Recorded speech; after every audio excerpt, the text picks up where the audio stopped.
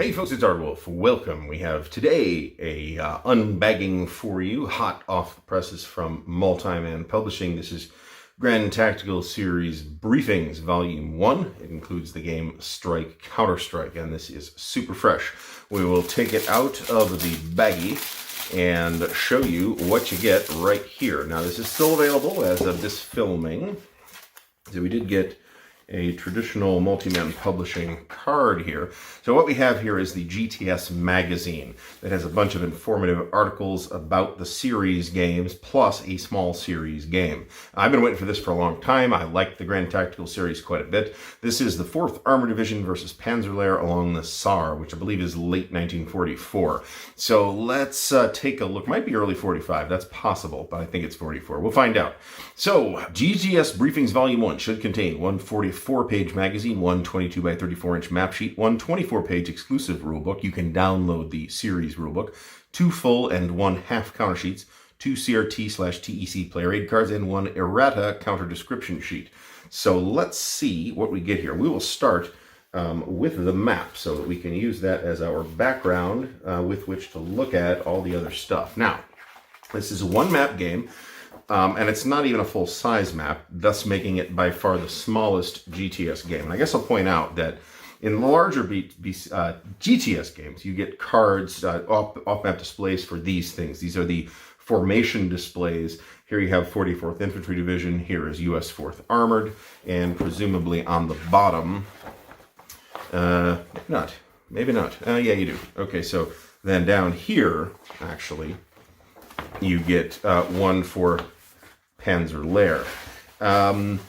The maps in this series thus far have been done by Nicholas Scooby, and I have liked them all very much, and this is not an exception. It looks good. It is a standard-sized wargame map. So let's take a look next at the magazine. Feels good. It's a little crispy, if you ask me, but you know, we can live with that. So, getting started with the Grand Tactical series. Great inclusion in this kind of package. GTS Activation Checklist, Command Concepts in GTS by Lee Forrester. GTS Activation Checklist is by Dick Vollers. Up Close and Personal, Assaults in GTS by Ty Snover, who has his own YouTube channel, which you should check out, who has done a bunch of stuff on the GTS system. In fact, he's probably the #1 GTS content creator. Lee Forrester's done quite a bit too. Kings of Battle, Making Artillery Rule the Battlefield by Chris Hall. Saar Battle Summary by series honcho Joe Chacon. Operation Mercury, Assaulting Malmö Airfield, also by Joe Chacon. Operation Mercury Solitaire by D.G. Patterson. This is a chit pull system, so it does solitaire very well. Day of the Tiger playthrough. Day of the Tiger, I believe, is one of the smaller scenarios in The Greatest Day, Gold, Juno, and Sword. Digital GTS, Introducing the Wizard. So if you don't know, all the games in the series do have vassal modules, and they are really good vassal modules that automate a lot. So published games include The Devil's Cauldron, the first game, War Eagles Dare, No Question of Surrender, which is the only one I don't have, The Greatest Day, Gold, Juno, and Sword, Juno, and Gold, Operation Mercury, Race for Bastogne, and now Strike Counter-Strike. So let's see, we have, well, I'd say glossy paper, heavy paper though, not like magazine paper. Here we have, so this is the article getting started with the Grand Tactical series. I'm not sure what game they're getting us started with on here. Looks like The Greatest Day, which is, if it weren't so expensive, I'd say it's an ideal place to start because it's got tons of small and medium-sized scenarios, in addition to the whole big thing. And I will say that the whole big thing plays a lot faster than you might think once folks get the hang of it. Command Concepts in GTS by Lee Forrester. Once again, we've got a lot of black and white and color illustrations in here. Here's some flowcharts.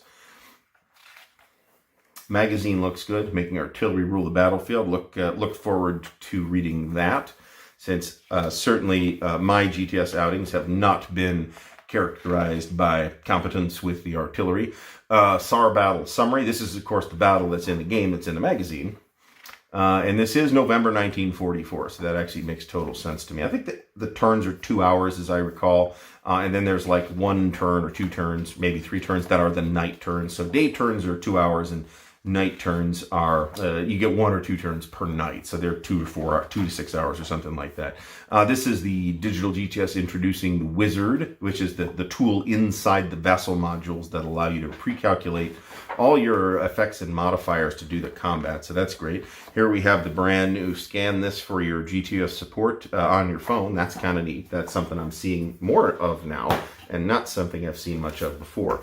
Here is the Strike Counter-Strike exclusive rulebook. As mentioned, I believe this is a 24-page rulebook. It is. That counts the covers. Here's the neat symbol and picture legend. You don't need, so one of the idiosyncrasies of the series is that it uses the historical unit symbols and not the modern NATO symbols that we wargamers are used to, and in fact call NATO symbols when NATO does not use those anymore. I mean, they're related, but they're not the same anymore. However, unlike some games that have done that, creating a lot of confusion, the symbols are basically irrelevant. The factors and the colors on the counter will tell you everything that you need to know about how the unit behaves. So this is kind of just for flavor. So getting into this here, it looks like we do have 6 scenarios here, so quite a bit. We do have 5 different formations is what it looks like. A number of different terrain types, which are covered here. Here's weather. You can do historical weather if you want. That's what it is. Landmines, that's a feature in a number of these games. When we played the entire Operation Market Garden, that is Where Eagles Dare and the Devil's Cauldron, we found that we could handily get one in-game day done in one real-life day. And we were not playing at what we would call maximum speed. So this is Scholbach Schwerpunkt. Looks like it's 1 turn, actually. So you got that. Scenario map, you're using just part of the map. And you got relatively modest setups here too. So you got several small scenarios you can get used to, but not so small that they're like the training scenario in Where Eagles Dare, where it's so small it doesn't teach you very much. It just really teaches you how to move and do opportunity fire. Scenario 3, Brawling. This is a pretty big battle, actually, and this looks like it is, it's probably 3 or 4 turns, depends how the actual time tracker works. It is on the map. So 700 to night is 4 turns. Scenario 4, They Shall Be Known by Their Deeds Alone. A little smaller scenario, it looks like about the same size, really.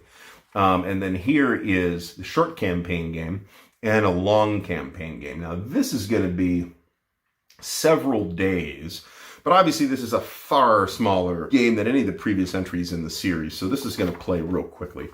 And here's the entire setup. So that looks great. Now, we do have an errata sheet for the counters. The half sheet includes okay. So this is actually not errata for Strike Counter-Strike. It is errata for the previous games in the series. Like I said, all of which I have except No Question of Surrender. So we have a half counter sheet, which is on a pretty typical and fairly thick white core stock, typical of MMP's current offerings.